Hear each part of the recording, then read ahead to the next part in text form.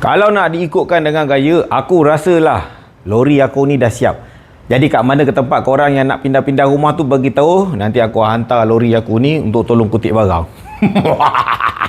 Ini lori dia. Ini pula stiker yang dia bagi. Datang siap kotak macam ni, yang kau kemudian boleh bentukkan jadi macam ni. Aish, tak pasal-pasal lah kena buat kerja lebih. Tapi kalau ikut pengetahuan aku, orang lelaki ni tang-tang benda macam ni dia memang suka buat kerja lebih. Kena pula kalau buat kerja lebih ni untuk mainan dia. Ui, rajin tiba-tiba sampai pukul 4 pagi sanggup lah bersengkang mata nak main. Walaupun kadang-kadang tu tahu dah, aku ni bila benda ni dah siap pasang bukan aku je yang main. Tak anak aku yang hentam benda lah ni. Biasalah kan geng. Nama macam ni pun cuma nak buat syok-syok je. Bateri kau pun ada stiker juga. Benda-benda macam ni memang abang suka. Kemain detail lagi kau benda lah ni. Signal pun ada stiker juga. Tapi itulah, tangan aku ni tak berapa pengkor. Bengkok-bengkok juga aku pasang.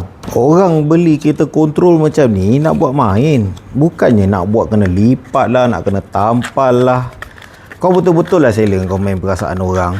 Tapi itulah, aku yakin majoriti lelaki yang kalau dapat benda-benda macam ni seronok. Sekarang ni kita test lori. Jangan bawa laju sangat, muatan berat tu. Okay, sekarang aku nak mengantar barang dah.